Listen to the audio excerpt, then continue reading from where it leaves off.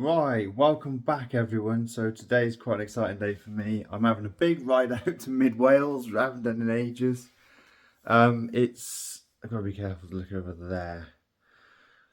Sunday, is it Sunday? No, it's Saturday and it's like 6 a.m. So no one's up yet. The sun's come up, so we've got that gorgeous sort of reddy, orangey light. And as you go west into Wales, that light is behind you. So it's going to be absolutely beautiful. I'll show you the two motorcycles I've got to choose from today.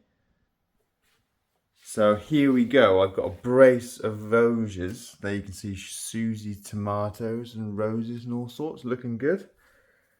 And there is the 525 DSX, and there's the 350 AC.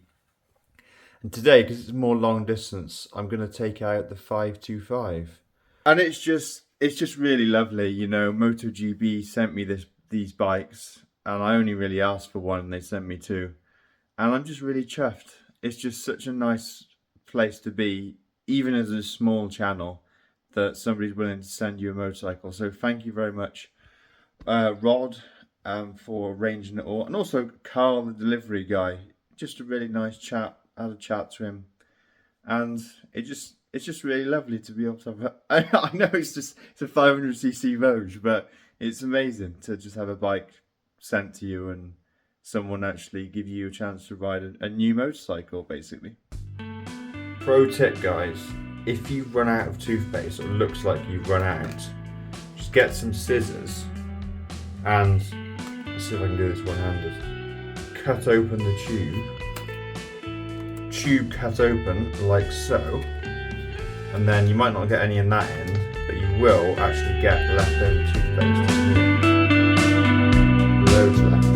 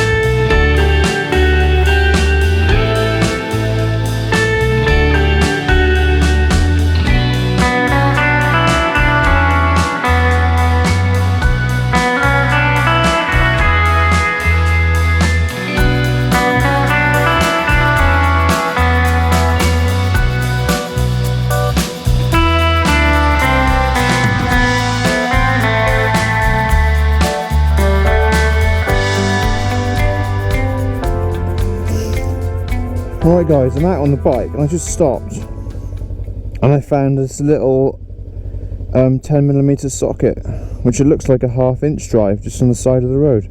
And if any of you do anything half mechanical, in any bit mechanical, you'll know that finding a 10 or 13mm socket is basically like finding gold.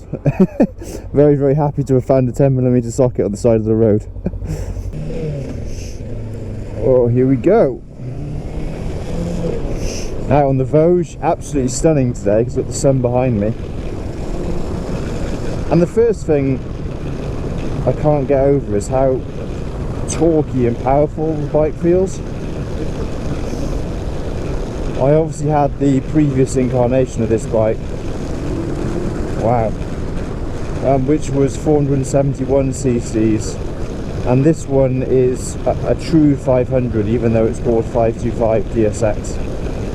It's 494 cc's.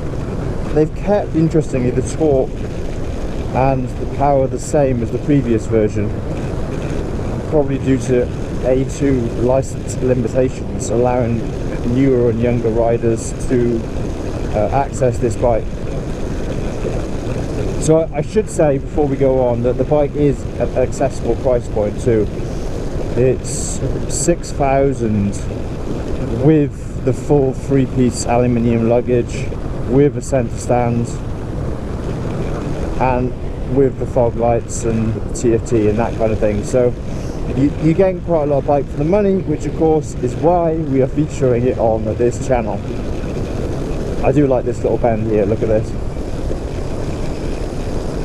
Got my Metzler Torrents just digging into the tarmac, and those were the tyres on the bike that I had previously from Voge. Look at this. I love this bend. It's really fun. So let me just show you something I've discovered, which is the windscreen. So they've really gone to town to design the windscreen. Watch this. That's it. That's how you adjust the windscreen on the fly. Got 2 positions, high and low. No knobs, no fiddling, no this, that and the other. And oh shoot. Bring on. There you go. It's a little bit harder to pull it up when you're on the move. Maybe you're not meant to do it when you're on the move, but it's a little bit harder to pull it up. So anyway, back to the engine as I come around another lovely sweeping bend. Oh, new tarmac as well, even better. It's, yeah, they've upped the capacity, pulled a little bit of a Kawasaki with the 636 and CF Moto with the 700 CLX. So you're basically getting more power and more longevity out of an engine that actually derived usually from one of the Japanese bikes, which has been shown to be reliable. So let me give you some examples, so not really making much sense. The Honda CBX, not NX, the CBX 500, the 471cc parallel twin 6-speed engine. A very similar engine made its way into my bike, the Voge 500 DSX. That engine was then modified to go into this bike, the 525 DSX. So it's a modification of what we think is a Honda design.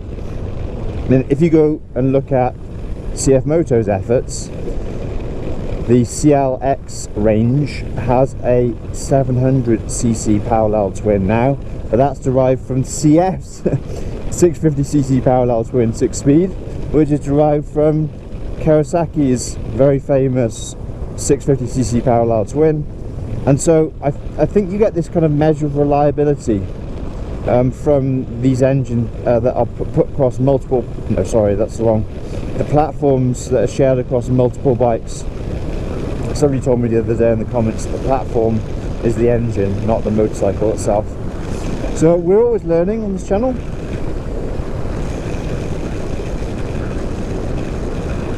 There's another lovely sweeping set of bends here as well. This is the A44 and it really has a lot to give. We'll just probably should drop down a bit. Look at this. Even on a big full-size adventure bike, still have so much fun.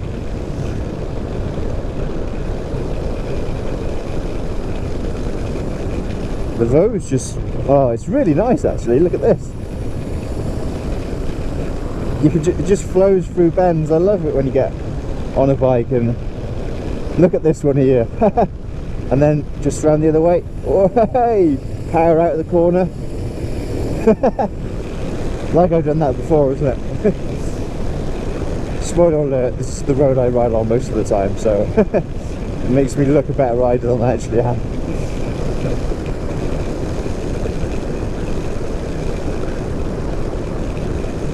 So, up front we have nice wide set of bars. We've got a large TFT.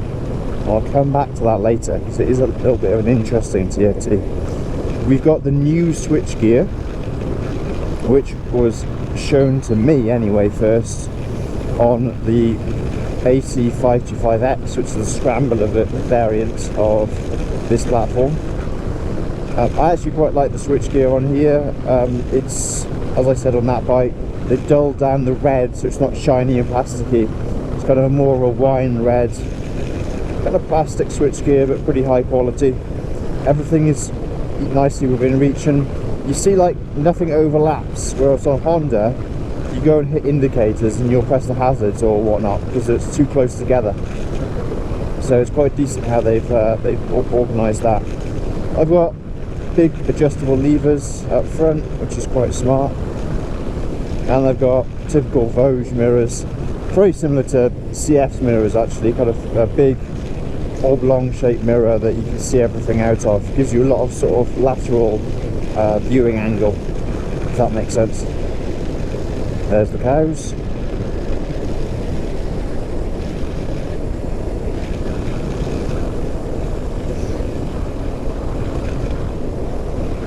Now, one thing, well, there's many things which are different on this bike. They've obviously gone to a lot of trouble to upgrade it significantly compared to my bike, and they probably needed to do so because that bike, for whatever reason, sold sort of a moderate amount. It didn't really, it caught my imagination. Obviously I bought one, but it didn't really capture the imagination of the masses. And now the original Voge 500 DSX actually came into the market at a hell of a deal, $4,999 with full aluminium box luggage on the back. Now if you were one of the first 30 people, you were able to snap up that deal. I got a deal not quite as good as that, but I did get it for I think if anything, yeah, I paid $5,600 for the full aluminium luggage. This one is now $5,999 with the full luggage, so it's crept up a little bit, I suppose, but then that was 2001 and now we're in the middle of 2024, so as everybody who isn't filthy rich knows, things have gone up in that time frame. But up front, I'm not going to go into the full differences now because that'll take forever. But up front I can see few different bits and bobs, like I've now got 2 USB charging ports. The TFT is much upgraded. Handlebars have gone to black instead of kind of anodized silver look. Got fully adjustable suspension at the front, which is a big change actually. Here we go, look at that. Oh hey, 4th. I tell you what, I don't know why or how, but this 525 has more power than the old 500. It just seems deeper and bassier. The throttle's really tight as well, like it doesn't sort of jerk you forward with a frantic rush. It sort of builds the power. Mind you, I'm in 5th, but I just love the way this engine makes power. Just a typical kind of CF or Voge. They've taken something good and refined it, and they've just made it a little bit better.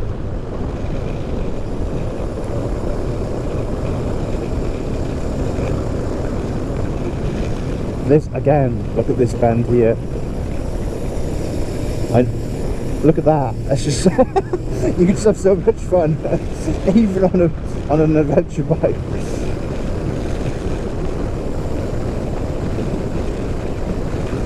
Now, one other thing which I'm really appreciating this morning is having hand guards, and I don't really give a kind of crap about the sort of protection from branches and if you fall off and stuff. What I care about is they stop the wind blast on your hands, because I'm wearing the thinnest, littlest summer gloves, and it's 10 to 7 in the morning on Saturday, and because of that, if I didn't have those hand guards there, I'd probably be really feeling it. But they do make a huge difference, and that's something I'd recommend to anyone. If you don't have heated grips or heated gloves and you want a cheap fix, just put some hand guards on there, because that'll stop 50% of the cold. Well, it does.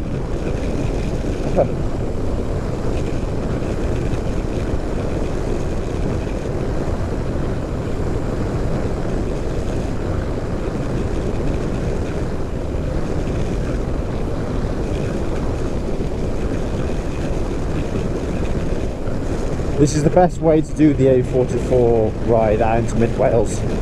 You leave in the morning, with the sun behind you, and you return in the afternoon, early evening, again the sun behind you, so you're never looking into the sun. It's just magical.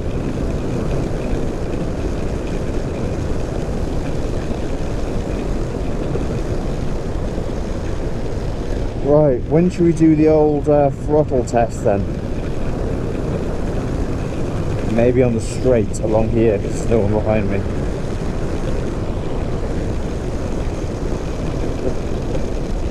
You guys know I love this test. Okay, down into first.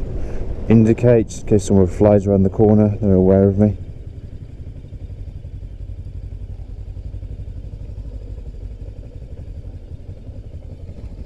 Bit of a jerk, look. 6 miles an hour.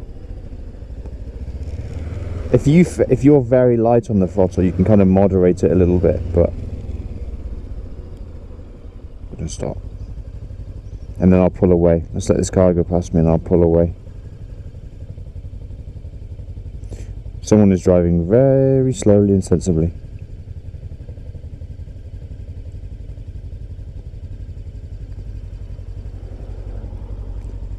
Right.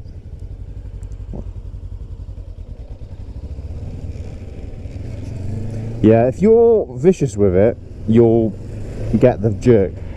I think that would be something, if you came to own the bike, you'd sort of learn to moderate. And why is that important? Well, slow speed maneuvers, U-turns, just the general pleasantness of it. Euro 5 bikes, they have to be so lean that the throttle's basically on or off, and it basically is an annoyance for motorcyclists. I was going to say the world over, but it's not the world over. They run different fuel maps in the countries like India and China. Talking of different fuel maps, in China this bike is actually configured to put out 53 horsepower. And I read one of the comments, and the guy didn't say where he was from, but he said, in my country, we basically swap out the Cat's exhaust with the lambda sensor and everything for the decat one. Oh, you'd still have a lambda sensor actually, wouldn't you? Yeah, you'd still have a lambda sensor. But you swap the exhaust, remap it, and he said you get a totally different bike. And so really we're seeing this bike in a low state of tune, because it could be a little bit more powerful than it is. Or if you believe this guy, quite a lot more powerful. Right, everybody, welcome to Bromyard.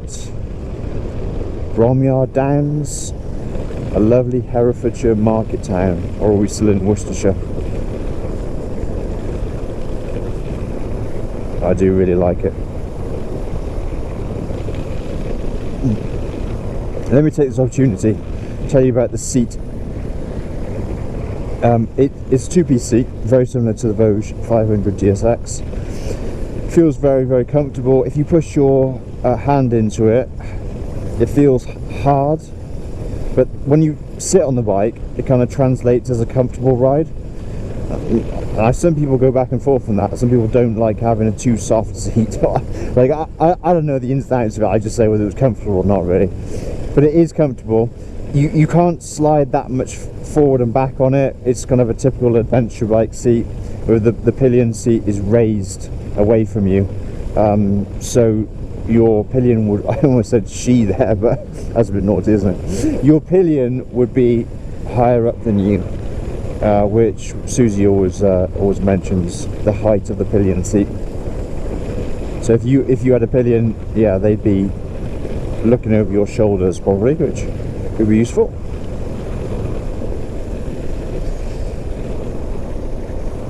My knees are in an over 90-degree position. You know, just it's typical adventure bike fare. Like they've made this bike supremely comfortable.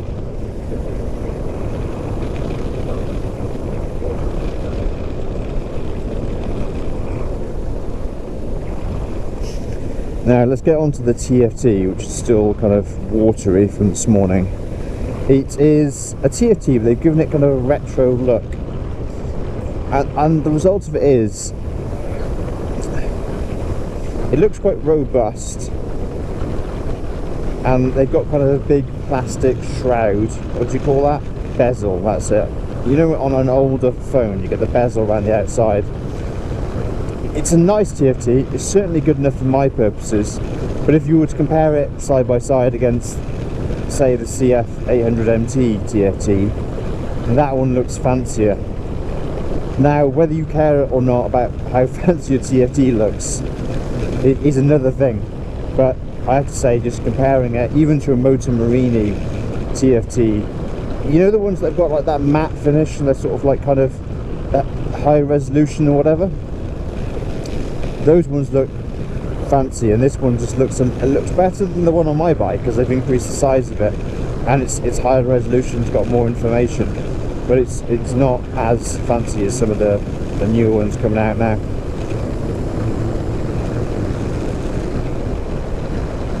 One thing I will say is I'm struggling to find the wind buffer zone.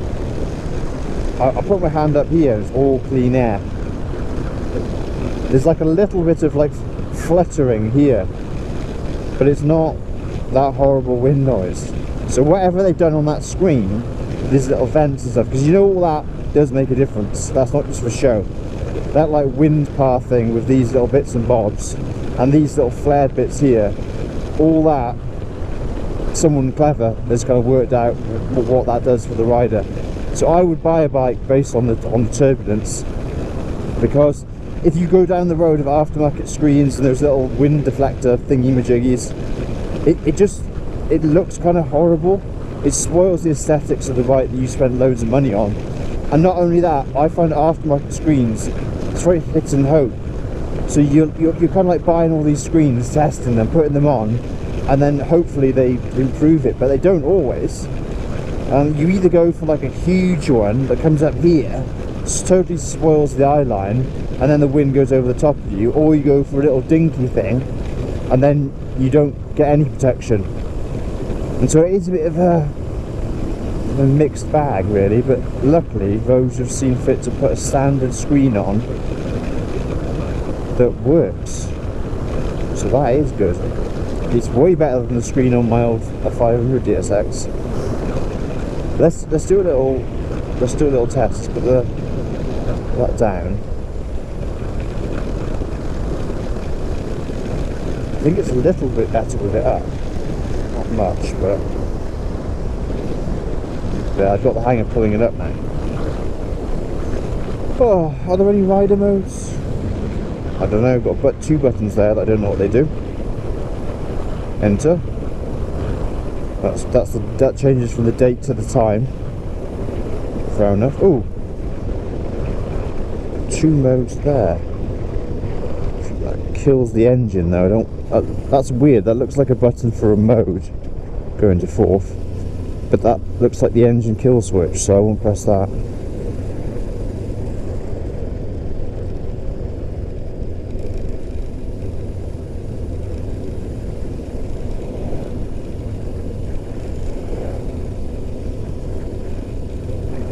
Don't know what that one does. I'm holding it down.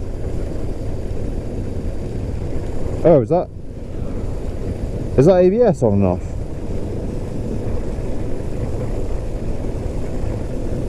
Okay, so that there changes the light for the ABS coming on and off. This one must be the fog lights.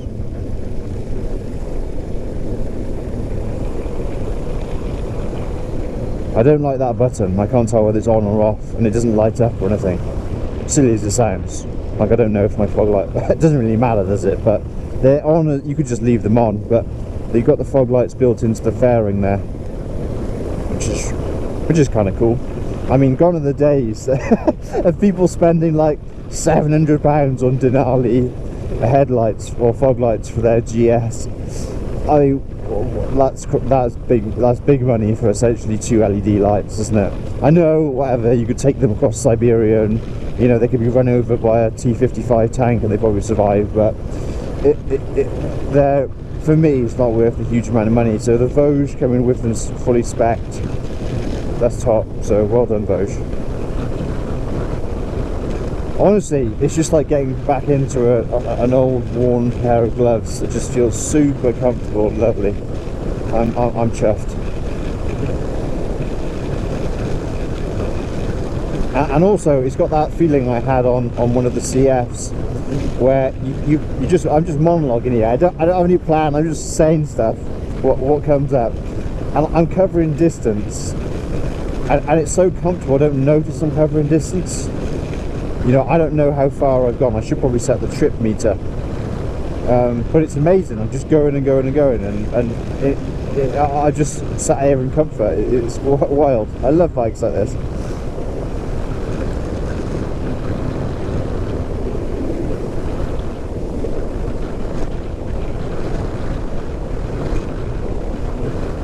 Can't seem to find the trip meter, but then when they send these bikes, they don't give you the instruction manual. Mirrors are great. I can see everything. I love the mirrors. Right, let's do a bit of a vibration test. So it'll drop it into fourth. Just get up in the revs. So what have I got? 6,000. Mirrors are clean. Mirrors are clean. Now, I did get some in the seat and through the pegs when I'm deliberately going up to 8,000 RPM. I wouldn't ride this bike like that, flat out all the time. I'd drop it up into sixth and go for the cruise. And interestingly, on my old bike, I can give you some real world fuel economy numbers because I actually tested it. And I did get, at the best, I got 3.6 kilometers, no, 3.6 litres per 100 kilometers. So we'll have to translate that. That's just the way that most bikes report it now, because obviously most of the world uses kilometers and litres. And that, I think I even got it down to 3.5 on a sustained cruise in sixth at this sort of speed, sort of 50 to 60 miles an hour. Oh, we've got tyre pressure monitoring, which is kind of cool.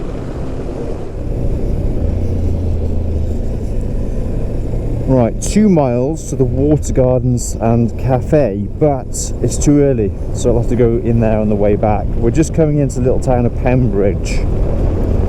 Don't really say that very well, do I? Pembridge. So I'll just slow down to 20 miles an hour. Better get used to that because I'm heading into Wales. To show you this little historic black and white village. And while I do that, so while you take in the views, I will talk about some of the things I've discovered. So if you look over the top of these controls, you'll see that that one says traction control system and that one says ABS. So if you press or hold down that, you get a little light that comes, I'll just show you. You get the light that comes on there, ABS, right? And I discovered when the light is illuminated, that is a warning light telling you that ABS is off. And I found that out by stamping quite hard on the rear brake on a straight and the rear wheel locked up. So that's how that works. You just hold it down, quite straightforward. And then the other thing I discovered was the modes. All that's doing is changing from economy to sport. So I don't know what I was in before, but I'll probably just stay in economy for this kind of riding. And the other thing is this getting into the system here with enter, that just seems to change the date and time. If I hold it down, what happens? Nothing of any interest. So that's what I've discovered, guys. Other thing I've learnt, like all Voge, the side stand is an absolute peach. It sounds kind of silly, but it's something you use all the time on a bike. It's so easy to get your foot onto it. The spring, oh, they've improved this road as well. This used to be horrible along here. It used to be bang, bang, bang, bang, bang, especially at the bottom here. Well, that's pretty, obviously a Chinese quality road for a Chinese bike. Yeah, so the center stand, the spring is set just enough and you get your foot on it. It's just, I know it sounds silly, but the bike doesn't lean over too much or too little. It's just down to a T, the centre stand. So well done for that, Voge.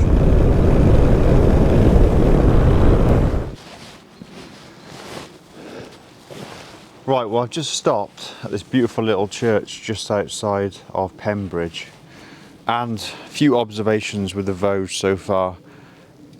I'm just really enjoying it, and it's like it's the details. That's exactly what I should say. It's the details that make it so good. Like, it's not the things that you would kind of come to on a spec sheet. I wouldn't list these things, but they're the things that just all add up to make the bike so enjoyable to ride. So you got this screen, which is way easier to adjust when you're off the bike, but you can do it when you're on. And the design of the screen just means that there's no buffeting whatsoever. There's like maybe like a tiny little fluttering of air, but it's nothing. It's really good. And then you've got the hand guards as well, which, I mean, the sun's come out now, which is lovely, but it's keeping my hands nice and warm, much warmer than they would otherwise be. Mirrors are great.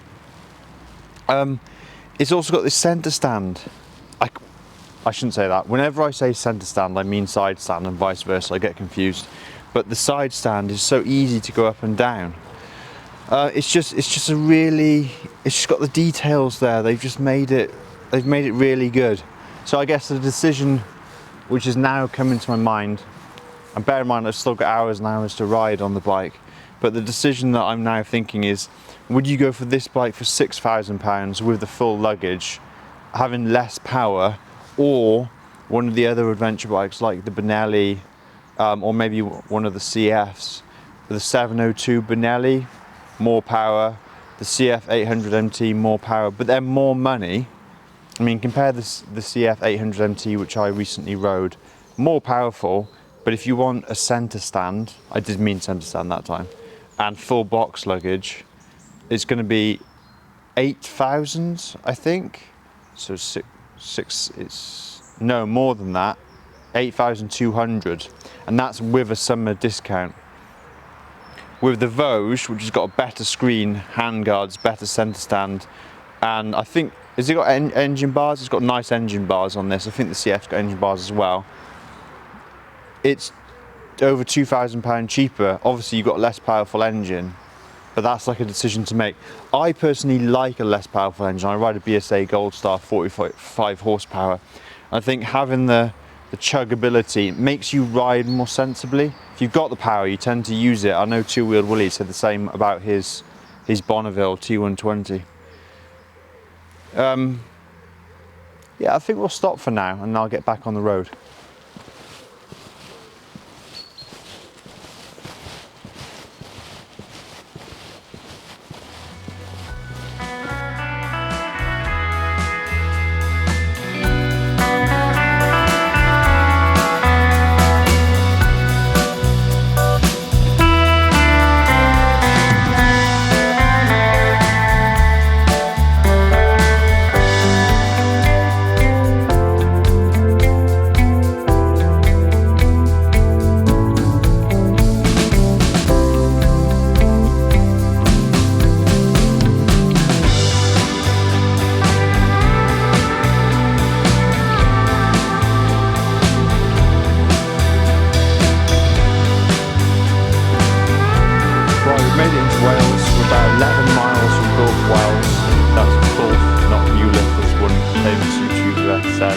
And everybody wrote in the comments, Bulf. So we got that right.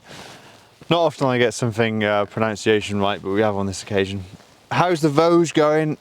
I'm really loving the ride. Obviously I am biased because I bought into this brand before, back in 2022. I'm a previous owner of one of these bikes, the 500 DSX, not the 525. I just think it's a perfect entry-level adventure bike. And I would buy one. Well, I did buy one. As I said back at the church, it's the detail. The screen is just sublime. I mean, how good is it to have an adventure bike screen that actually works? Because, like, they don't tell you, but a lot of them are just crap. Like you just get, you buy a new bike and you just like, I don't know if that came up on the mic. I'll do it again. Just buffet it, and you just got to wear earplugs. Just a headache. So to have this, that's a real gem. Let's just check if the fog lights are on. Yeah, they are. Nice wide bars. It flows through bends. The power. Let's just address that quickly. It's not got sort of the surging charge towards the horizon power. It's got enough power to do the pillion and the luggage and tour on, basically. I find it quite torquey through the rev range. Like I've been using fourth for the majority of the ride, except on, I guess, long straights, so I pop it up into fifth or sixth. But it can just chug through little villages at 20 miles an hour in fourth. Got that nice broad torque. It's obviously a parallel twin, but this increased capacity off the old bike and off the original engine design, I think has transformed it. And somebody said that same thing in the comments as well. The brakes are a Nissin, good enough. You got 2 discs up front, which is quite good braking performance in this price bracket and with this this engine output. Suspension, I would probably dial it down a little bit, make it softer. This is a press bike, so they've probably put it in its most road holding state. You know, all reviewers love to sort of bar around the bends and everything. They probably want it to not wallow or anything like that. If it was my bike, I would put it on the softest setting and just sort of plod along, just not worrying about anything, because that's just how I ride. These Metzeler Torrents are better than I remember. I changed to Continentals on my Voge, but I probably wouldn't mind having those tyres on there for the riding I do. If you went off-road, say I went down these tracks and bits and bobs, you find the grip pattern on those isn't enough for rocks or thick mud. It'll just spin. So if you want to do that, you have to change the tyres. That's the same on most adventure bikes, really. Alrighty, update 2 done. Let's get going.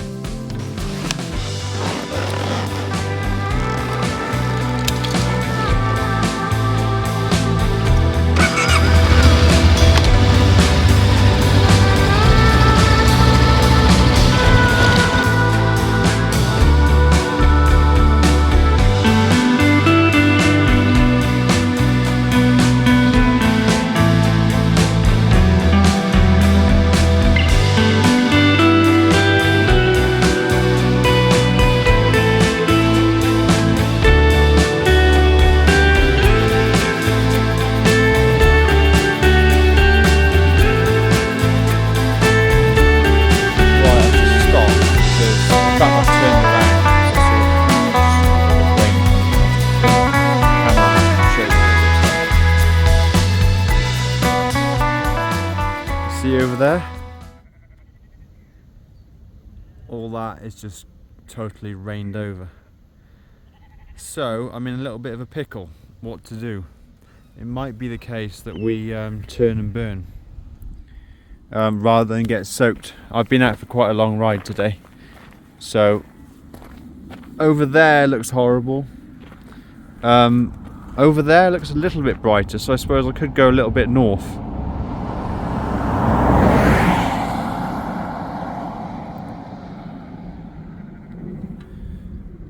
I mean, look, the rain's even coming there now. So if I'm not careful, I'm going to get soaked. And I've got jeans on. Not proper waterproof stuff like Gore-Tex or anything.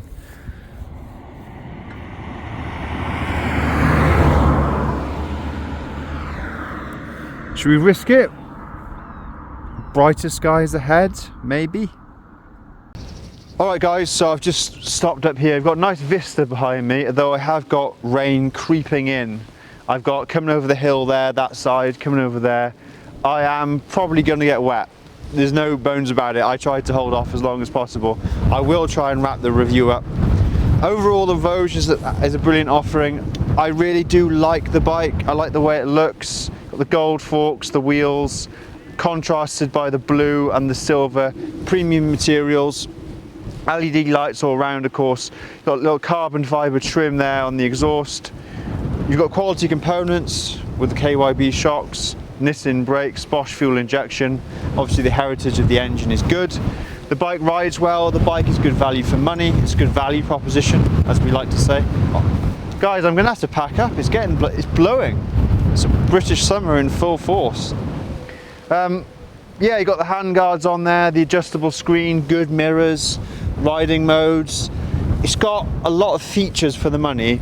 I do think it's brilliant, and as I said before, I might be biased because I've owned a Voge, I've been in with the brand.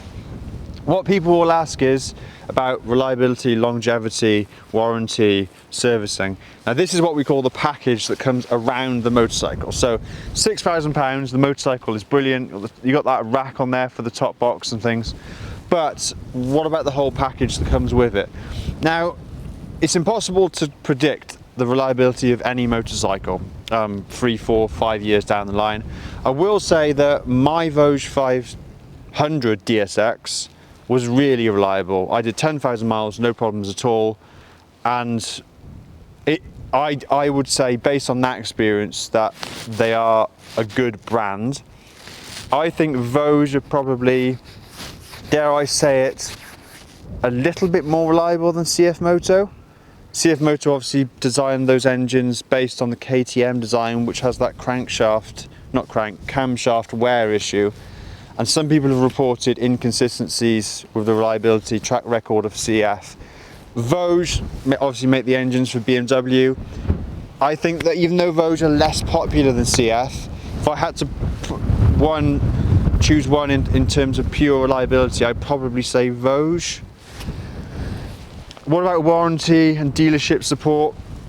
Those things I think were a little bit ropey when I had mine, because you had the importer Lexeter down in Devon, and then you had dealers that were quite sparse and spread about. Now MotoGP have taken over the whole affair. I think that stands us in better stead, because MotoGP got all these dealers across the UK. They've been going for ages. They've got Benelli, they've got other brands all set up. They've got 14 stores as well. If you ring up MotoGP or email them, you'll get a response. They've been very good in my experience.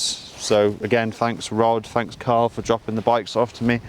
So it does seem like they're a reliable outfit. And don't forget, when Royal Enfields were imported by MotoGP and then they left MotoGP, everybody said, oh yeah, this is a brilliant move. And it turned out to be a bit of a disaster.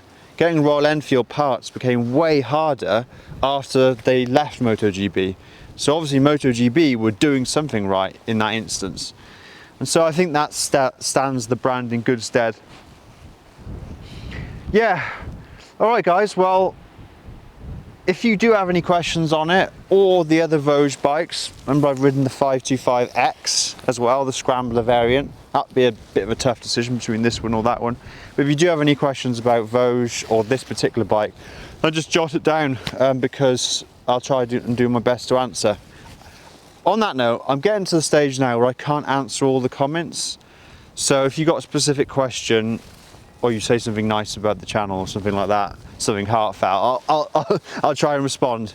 But it's getting to the stage now where it's hard to respond to all the comments. So just to say, if I see a direct question, I'll try and do my best to answer it.